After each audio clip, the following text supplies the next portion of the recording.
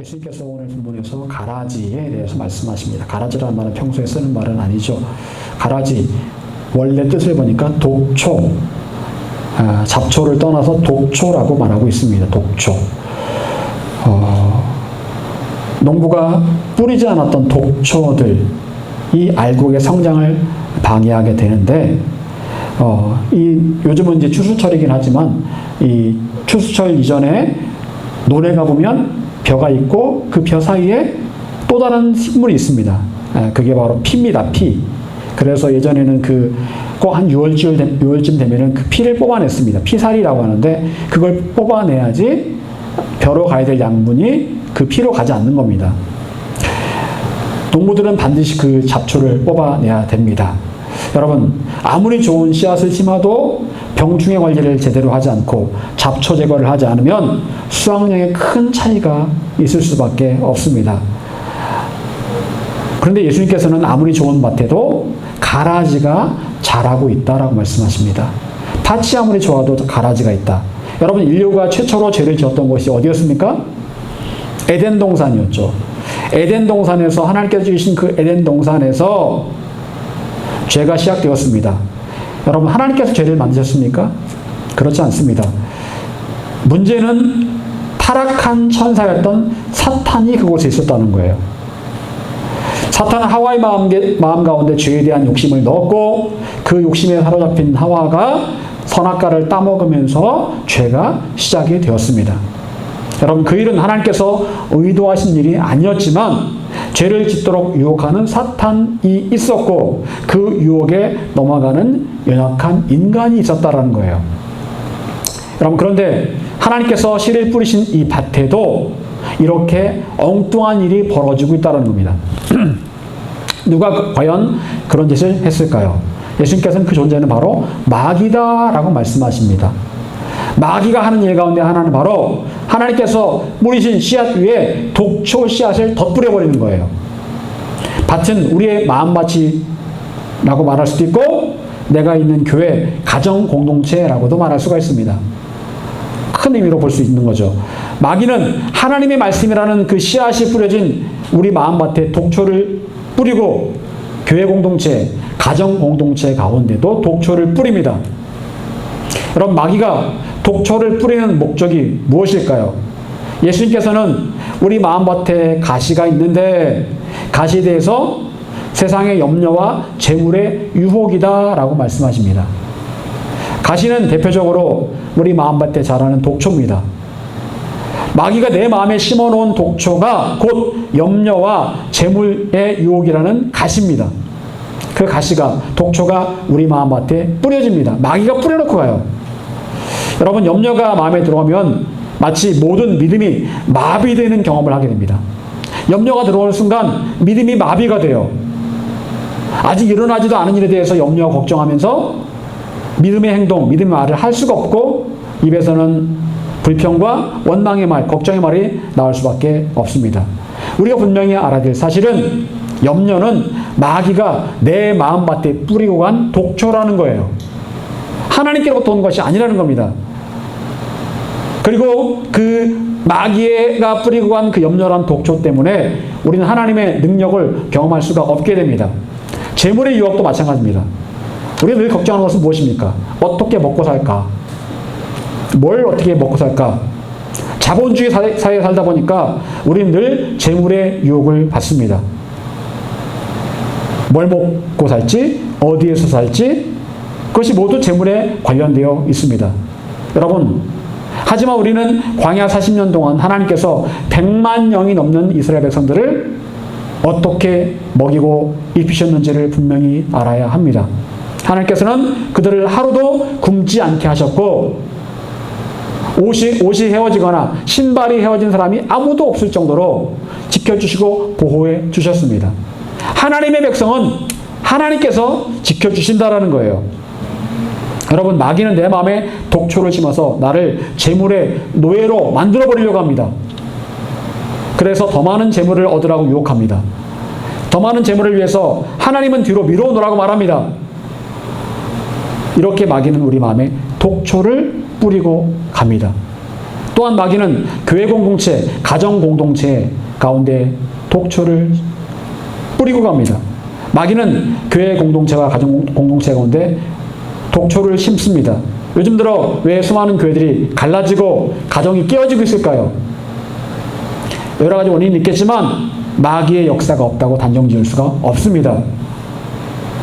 이번에 미국의 어떤 교회에서는 한 목사님이 동성애를 반대한다는 이유로 교회에서 쫓겨나는 일이 벌어지게 되었다고 합니다. 물론 우리는 동성애자를 미워하고 증오할 필요는 없습니다. 하지만 그들도 예수님 만나 구원받아야 될 사람들이고, 또한 분명한 사실은 동성애 자체는 죄악이라는 거예요. 그래서 우리는 동성애가 죄악이라고 당당하게 말할 수 있어야 합니다. 그런데 동성애가 죄악이라고 말했다고 교회에서 목사님이 쫓겨났어요. 여러분, 그럴듯한 그런 인권 문제에 비슷한 걸로 교회를 분열시키고 교회 갈등을 일으키고 마귀가 뿌리고 한 독초, 가라지 때문에 그런 일이 벌어집니다. 오늘 예수님께 분이 말씀하십니다. 하나님께서 뿌리신 그 알곡의 씨앗 위에 마귀, 즉 어둠의 자녀들이 들어가 있다라고 말씀을 하고 있습니다. 여러분, 교회에도, 우리 교회는 그렇지가 않지만 큰 교회는 다 그런 게 있습니다. 그런 가라지 같은 역할을 하는 사람들이 있어요. 악한 사람들이 있습니다. 마귀의 자식들이 있어요. 여러분, 교회 공동체, 가정 공동체 안에도 마귀가 뿌리고 한 독초가 있습니다. 그런 독초 같은 사람들은 공동체를 깨뜨리고 분란을 일으켜서 공동체를 무너뜨리고 맙니다. 성경을 보게 되면 마귀는 이 가라지를 사람들이 자고 있을 때 몰래 뿌리고 갔다라고 말씀하고 있습니다. 아무도 모르게 가라지를 뿌리고 간 거예요. 갈라디아서 2장 4절, 바울은 이렇게 말합니다. 이는 가만히 들어온 거짓 형제들 때문이라. 그들이 가만히 들어온 것은 그리스도 예수 안에서 우리가 가진 자유를 엿보고 우리를 종으로 삼고자 함이로되. 바울은 공동체 가운데, 교회 공동체 가운데 가만히 몰래 들어온 거짓 형제들이 있다라고 말합니다.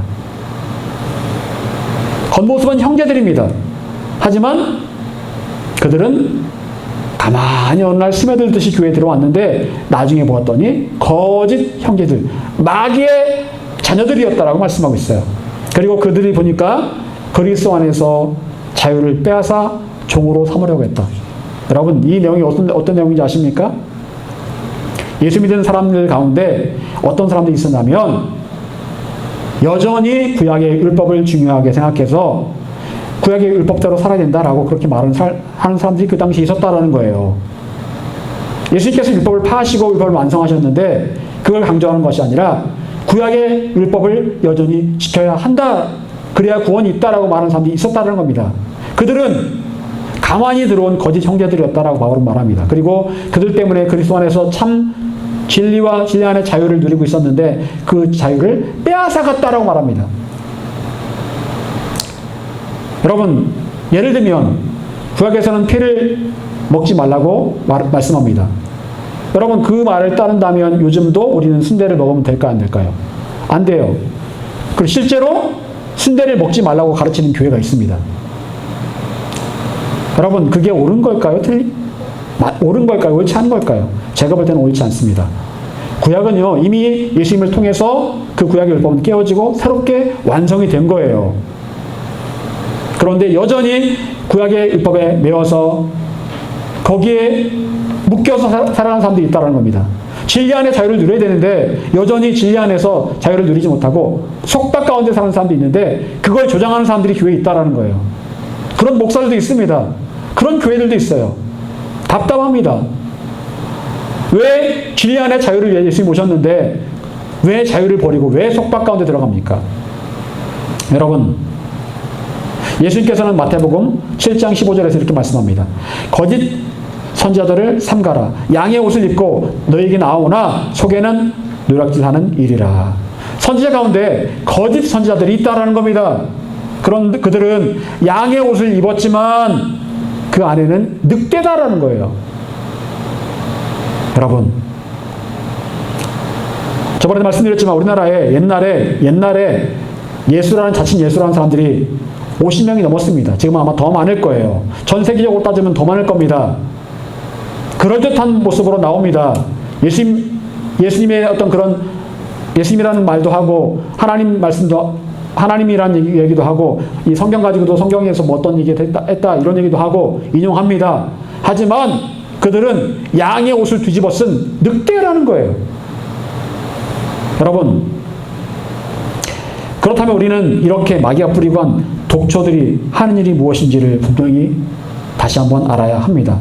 예수님께서는 마귀가 뿌리고 한 가라지들이 하는 일이 두 가지가 있다라고 말씀합니다. 두 가지가 있는데 오늘은 첫 번째 모든 넘어지게 하는 것들 요것만 한번 살펴보기를 원합니다. 모든 넘어지게 하는 일들을 이 가라지들이 한다. 모든 넘어지게 하는 것들. 여러분, 아무리 잘 달려가는 사람들도 넘어질 수 있습니다. 초등학교 운동회를 하게 되면 달리기를 하죠. 마음은 급합니다. 몸이 안 따라요. 그러니까 달려가다가 그냥 넘어지는 경우가 종종 발생합니다. 그래서 무릎이 까지고 울고 꼴통으로 들어가고 그런 일이 자주 벌어지죠. 저도 넘어져서 무릎이 까졌던 기억이 납니다. 여러분, 다윗은 하나님 마음에 합했던 사람이었습니다. 다윗도 넘어졌습니다. 언제 넘어졌을까요? 그의 충성스러운 부하 우리아를 전쟁터로 보내고 자신은 그 아내와 간음죄를 지었고 우리아를 죽게 했다라는 겁니다. 여러분, 믿음의 사람도 언제든지 넘어질 수 있습니다. 저도 여러분도 언제든지 넘어질 수 있습니다. 여러분, 예수님께 말씀하신 넘어지게 하는 것들의 원어는 걸려 넘어지게 하는 장애물, 함정, 올가미, 유혹, 이걸 말하는 거예요. 마귀가 우리에게 덫을 놓고 유혹함으로 우리를 넘어지게 한다. 가라지가 하는 일이 바로 그거라고 말씀하고 있습니다. 가라지가 우리 마음밭에 또 우리 교회 공동체 가운데 또 가정 공동체 가운데 이런 것들을 수시로 깔아놓고 있다는 겁니다. 여러분, 저도 산에 가서 어렸을 때 토끼를 잡아봤지만 그냥 아무데나 놓으면 토끼가 잡히는 게 아닙니다. 토끼가 다니는 길이 있어요. 노루가 다니는 길이 있습니다. 그 길에다가 철사를 가지고 이렇게 칭칭 묶어가지고 동그랗게 해놓습니다. 모가지에 딱 걸리게끔 해놓고 주변으로 세면 안 되잖아요. 그러니까 주변에다가 덤불을 쫙 깔아놓습니다. 그러면 덤불을 피해서 토끼가 뚫린 데로 갑니다. 원래 다니던 그 길로 갑니다. 그러다가 모가지가 딱 걸려가지고 캑캑거리다가 죽는 거예요. 여러분, 마귀가 그렇게 한다는 거예요. 마귀가 전혀 예상하지 못한 시점에 우리의 덫을 놓고 우리를 유혹함으로 넘어지게 한다는 겁니다. 여러분, 우리를 넘어뜨리는 것들이 세상에 얼마나 많이 있습니까? 주위를 둘러보면 그런 것들이 차고 넘쳤습니다. 그래서 어떤 분들은 아예 수도원에 들어간 분들도 있습니다. 수도원에 가서 평생을 거기에서 성경 보고 기도하고 그것만 하는 거예요. 밖에 안 나오고 일체. 여러분, 그런데 이 험한 세상 가운데 우리에게 주어진 것은 세상의 소금과 빛이라고 말씀하십니다. 세상 가운데서 우리가 소금이 돼야 되고 빛이 돼야 되는 거예요. 그래서 세상 살기가 어려운 겁니다. 여러분, 마귀는 우리를 넘어뜨리기 위해서 어떤 전략을 쓰고 있는 것일까요? 마귀는 우리를 넘어뜨리기 위해서 많은 전략을 쓰고 있습니다. 그런데 그 중에서 정말 중요한 한 가지를 생각해 보기를 원합니다. 다윗의 예를 통해서 알 수가 있습니다. 다윗이 우리아의 아내 밧세바와 간음죄를 지을 때 다윗은 평소와 다르게 늦잠을 잤습니다. 늦잠을 자고 느지막하게 일어났습니다. 늦잠을 잤다라는 것은 게을러졌다, 나태해졌다라는 것을 말합니다. 다윗은 영적으로 느슨해진 상태에서 옥상으로 올라갑니다. 이전에도 다윗은 옥상에 종종 올라갔을 것입니다. 다윗은 옥상에서 옥상 너머로 보이는 세상을 바라봅니다. 그날따라 늦게 일어난 그날따라 왕궁 밖에서 어느 집 뜰에서 목욕을 하는 한 여인이 보입니다. 평소 같았으면 얼른 눈길을 돌렸을 텐데 그날만큼은 계속해서 그 여인을 보게 됩니다. 그것은 곧 다윗의 영적인 상태가 게을러지고 나태해졌음을 알 수가 있습니다. 다윗은 스스로를 영적으로 나태한 환경 가운데 두었고 그 환경에서 다윗은 마귀가 놓은 덫에 쉽게 걸리고 말았습니다.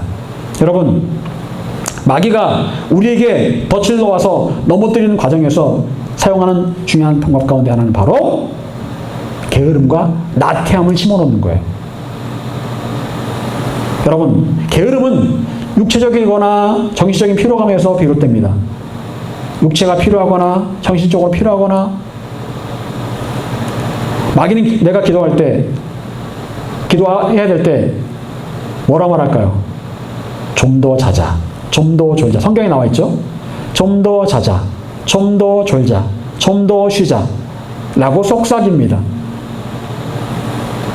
겟세마네에서 예수님께서 제자들에게 시험에 들지 않게 깨어 기도하라 라고 말씀하셨습니다.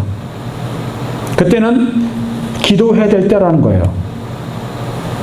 그런데 그 제자들은 어떻게 했을까요? 다 잤습니다. 육체적으로 피곤하고 정신적으로도 피곤했습니다. 성경을 보게 되면 그들이 그 감정 가운데 슬픔이 있었다고 말씀하고 있습니다. 슬픔이 있었다. 육체적으로 피곤하고 슬프고 뭔가 감정적으로 육체적으로 기도할 만한 상황이 아니었습니다. 그런데 예수님께서는 기도하라고 하셨습니다. 그들의 육체와 감정은 기도하지 말자고 쉬자라고 말했을 겁니다. 그만 쉬어. 아유, 그냥 예수님 말씀하시는데 내일 기도하면 되지 뭐. 오늘은 쉬자. 너무 피곤하다 오늘. 그래서 기도하라는 말씀을 들었음에도 불구하고 내일 또 시간이 있는 줄 알고 그냥 자는 것을 선택했습니다. 자지 않을 수도 있었어요. 어떻게 하든지 하면 안 잘 수 있습니다. 어떻게 하든지 하면. 근데 자는 쪽을 선택했습니다. 왜요? 예수님 지금 당장 눈앞에 안 계시거든요. 저 멀리 혼자 가서 기도하고 계시거든요. 돌 던질 만큼 떨어져서 기도하셨다고 했으니까 꽤 멀리 기도하고 계시니까 안 보시거든요. 그러니까 예수님 저기 계시는데 그냥 저 멀리 좀 계시는데 우리 지금 보시는 것도 아닌데 좀 자자 그냥. 하나둘 자기 시작합니다. 베드로와 야고보와 요한이 잡니다. 옆에 있던 제자들도 이 세 사람 자는데 우리도 자야지 우리가 별거 있어? 다 같이 그냥 자기로 합니다. 여러분, 게으름은요, 내가 해야 될 일을 하지 않는 거예요. 내가 지금 해야 될 일을 하지 않는 게 게으름입니다.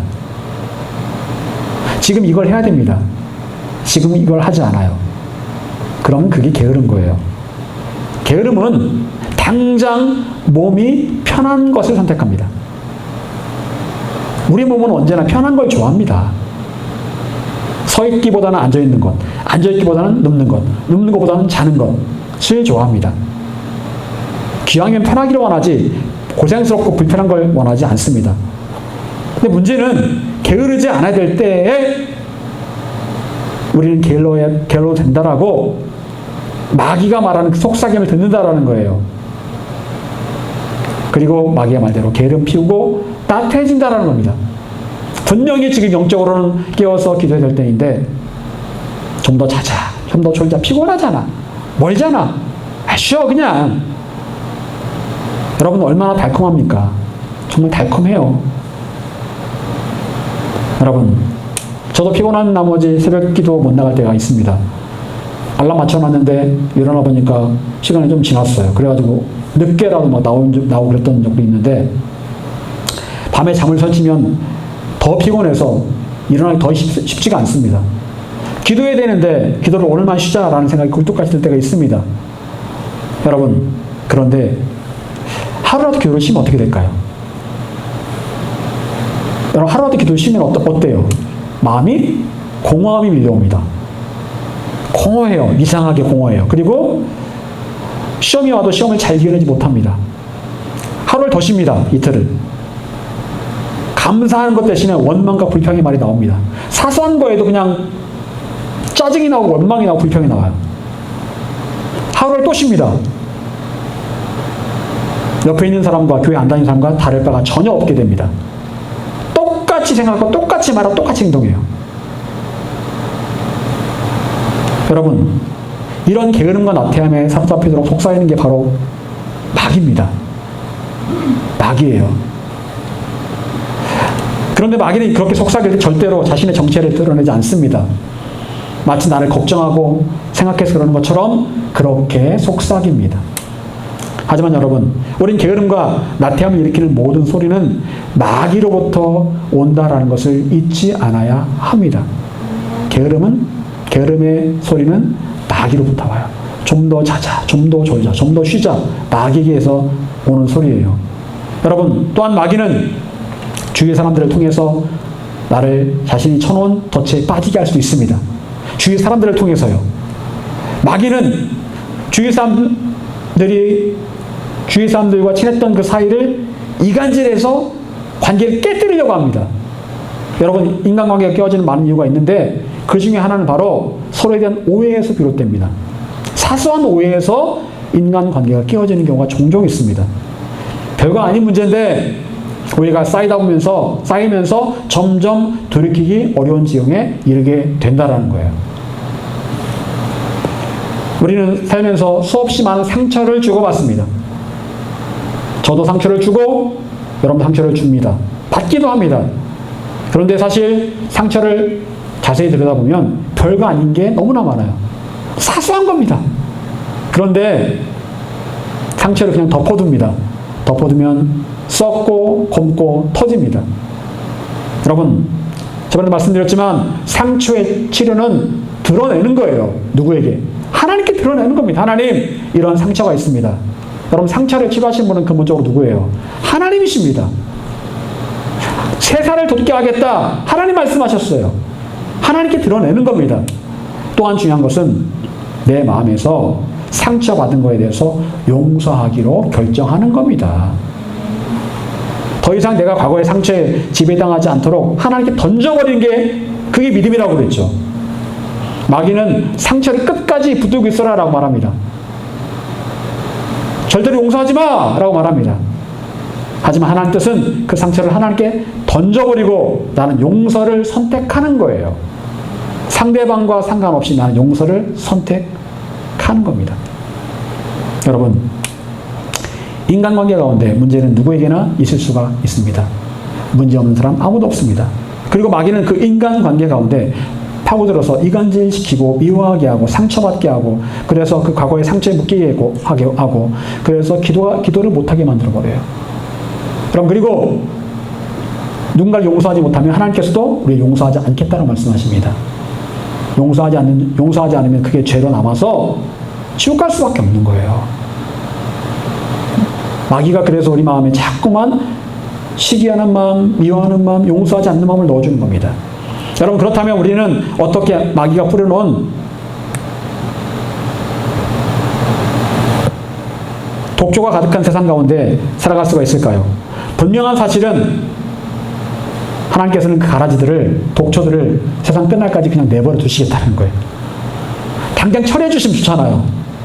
근데 내버려 두겠다라고 말씀하십니다. 왜냐하면 그 독초를 뽑아내면 알곡이 다칠 수 있기 때문에 그렇습니다. 알곡이 다칠 수 있기 때문에 독초를 그냥 일단은 내버려 두겠다라고 말씀하십니다. 하지만 그들의 운명은 정해져 있습니다. 마귀가 뿌리고 한 마귀의 자녀들, 그들의 운명은 지옥 불구덩이에 떨어지는 게 바로 그들의 운명이에요. 여러분, 그렇다면 우리는 어떻게 살아가야 하는 것일까요? 예수님께서는 그 해답을 갖고 계십니다. 예수님께서는 마귀의 공격을 수도 없이 받으셨습니다. 하지만 결국 승리하셨습니다. 예수님께서 십자가에서 마지막으로 말씀하신 게 뭐였을까요? 마지막으로 말씀하신 게 가상 7원 중에 마지막 다 이루었다. 다 이루었다. 모든 사명을 다 성취했다. 여러분, 뭘 다 이뤘다는 거예요? 인류 구원의 그 예수님이 품으셨던 그 소망, 꿈을 이루셨다라는 거예요. 그 인류 구원의 소망, 그 꿈을 위해서 살아오셨고 십자가를 지셨고 그리고 마지막에 다 이루셨다라고 말씀하신 겁니다. 여러분, 인류 구원의 꿈과 소망이 마침내 십자가에서 이루어지게 된 겁니다. 예수님께서는 그 꿈과 소망을 바라보시면서 모든 어려움을 참아내실 수가 있었던 거예요. 여러분이 오늘 버티고 견뎌내는 힘은 뭘까요? 우리는 하루하루를 버티고 견뎌야 되는데 그 힘이 뭘까요? 그건 바로 꿈과 소망입니다. 꿈과 소망이에요. 고등학생이 열심히 공부하는 이유는 뭡니까? 좋은 대학에 들어갈 것이라는 그 꿈과 희망이 있기 때문에 그런 거예요. 군인들이 군생활을 참고 견디는 이유는 뭡니까? 언젠가는 제대할 것이다 라는 그 꿈과 소망이 있기 때문입니다. 환자들이 병원에서 아픔을 견디는 힘은 무엇일까요? 언젠가는 내가 퇴원하겠지, 나와서 퇴원하겠지라는 희망이 있기 때문에 그렇습니다. 저희 어머니가 돌아가시기 2주일 전에 병원에 입원하실 때 의사가 분명히 말합니다. 2주밖에 못 사십니다. 2주 남았습니다. 정말 2주 뒤에 돌아가셨거든요. 그런데도 사실 절망적인 말이잖아요. 2주밖에 못 삽니다. 절망적인 말이잖아요. 저는 그런데 그 말을 들었을 때 하나도 절망을 여기지 않았습니다. 그래서 저는 마음에 제가 가진 소망을 어머니께 계속 말씀을 드렸습니다. 어머니, 어차피 죽어도 천국이에요. 죽으면 고통 없는 천국입니다. 하나님 나라예요. 얼마나 좋습니까? 천국이에요, 천국. 그렇게 말씀드렸더니 어머니가 희망을 가지시더라고요. 소망을 가지셨습니다. 그리고 하나님 은혜 가운데 소천하시게 되었습니다. 여러분, 소망, 꿈을 품는다는 것은 오늘의 어려움을 견뎌내는 힘이 됩니다. 소망과 꿈이 있는 사람과 없는 사람의 차이는 엄청납니다. 여러분이 오늘 살아가는 그 힘은 무엇입니까? 소망이고 꿈입니다. 소망이 있고 하나님께 주시는 소망이 있고 꿈이 있는 사람은 똑같은 어려움 가운데 있어도 웃을 수 있고 견뎌낼 수 있고 범사에 감사할 수도 있는 거예요. 여러분, 그렇다면 저와 여러분에게 어떤 소망과 꿈이 있을까요? 오늘 43절 우리가 품어야 될 그 꿈 말씀하고 있습니다. 43절 같이 읽어보겠습니다. 자, 시작. 그때 의인들은 자기 아버지 나라에서 해와 같이 빛나리라. 귀 있는 자는 들어라. 아멘. 그때 의인들은 아버지 나라에서 해와 같이 빛나리라. 귀 있는 자는 들으라. 그때에 너희들은 해와 같이 빛날 것이다. 하나님의 나라에서 해와 같이 빛날 것이다. 여러분, 이것이 바로 우리가 품어야 될 바로 그 꿈, 바로 그 소망입니다. 오늘 우리가 찬양한 것처럼 그날이 도적같이 이를 줄 너희는 모르느냐. 늘 깨어있으라. 잠들지 말아라. 주님과 동행하라. 여러분, 주님 오실 그날이 얼마 남지 않았습니다. 그때의 주님의 나라에 들림받아서 그 나라에서 해와 같이 빛나게 될 그 꿈, 그 소망, 그 꿈과 소망이 있다면 오늘을 능히 이겨낼 수가 있는 거예요. 여러분, 우리는 마귀가 득세하는 세상 가운데 살아가고 있습니다. 마귀는 날마다 우리를 우는 사자처럼 두루다니며 삼키려고 합니다. 많은 인간관계 가운데 갈등을 만들어냅니다. 때로는 너무 힘들어서 포기하고 싶은 마음이 들 때도 있습니다. 때로는 무기력하고 나태하게 만들어버리기도 합니다. 수많은 넘어지게 하는 것들을 깔아놓습니다. 하지만 여러분, 저와 여러분이 끝까지 하나님의 길을 간다면 우리는 반드시 하나님의 나라에서 해와 같이 빛나게 될 것입니다. 여러분, 얼마나 아름답고 귀한 소망의 메시지입니까? 하나님의 나라에서 해와 같이 빛나게 될 것이다. 여러분, 우리의 끝은 분명 현재 이곳이 아닙니다. 이곳은 우리가 견뎌야 될 전쟁터고 괴로움과 갈등의 땅입니다. 수많은 가라지들이 우리에게 덫을 놓아서 넘어뜨리려고 한 곳이 바로 이곳입니다. 하지만 예수님께서는 이런 험한 세상을 이기셨습니다. 우리도 이겨낼 수 있습니다. 언젠가 주님 다 이뤘습니다. 주님 다 이뤘습니다라고 고백할 때가 분명히 오게 될 것입니다. 사랑하는 여러분, 힘을 내시기 바랍니다. 힘을 내세요. 언젠가 하나님 나라에서 해와 같이 빛나게 될 그 꿈을, 소망을 품으시기를 바랍니다. 우리는 그날까지 견디고 버티며 승리의 계가를 부르게 될 것입니다. 로마서 8장 18절 현재의 고난은 장차 우리에게 나타날 영광과 좋게 비교할 수 없도다. 현재의 고난, 장래의 영광. 바울은 두 가지를 말합니다. 현재는 고난이다. 하지만 장래는 영광이다. 우리가 바라봐야 될 것이 무엇입니까? 현재 고난? 아니요. 장래의 영광입니다. 여러분, 저와 여러분의 현재 고난은 앞으로 우리가 마주할 영광과 좋게 비교할 수 없을 것입니다. 여러분, 이 말씀을 꼭 기억하시고 늘 그 주님의 영광을 바라보는 믿음으로 하루하루 승리하며 살아가시기를 간절히 축원합니다. 기도하겠습니다.